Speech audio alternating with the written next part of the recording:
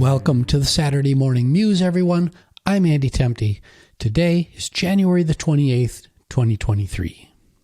Today we'll be musing about two things. First, I'd like to help simplify the concepts of empathy and compassion, two things we've talked a lot about in our musing together. The second goal of this muse is to discuss the state of our society, but more on that later. The other night, my wife Linda and I were talking about an issue that we don't necessarily fully agree on.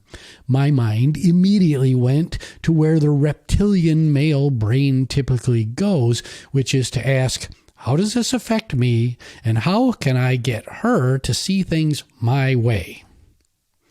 I paused for a moment and thought, I wonder how she's feeling about this issue. What a wonderful evolutionary step forward.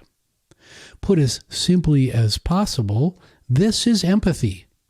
The willingness and ability to take oneself out of their own view of a situation and ask how the other party feels about it. So, if you're looking for a quick tip on how to improve your empathy skills, use this simple question. I wonder how blank, insert person here, feels about X. Insert situation X here. Now, how about the higher order skill of compassion? In my previous musings, I've written about the difference between sympathy, empathy, and compassion. I recommend that you go back and take a look at that muse for more detail about these concepts. But to continue with our theme of simplification, compassion equals empathy plus the willingness and ability to do something about a challenge or situation, and the ability to detach.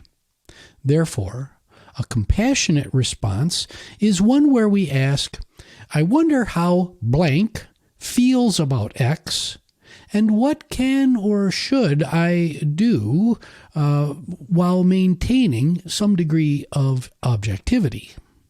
So there you have it. Empathy and compassion simplified. Now, to conclude today's muse, I must talk about the violence we've experienced in this country just over the last few days.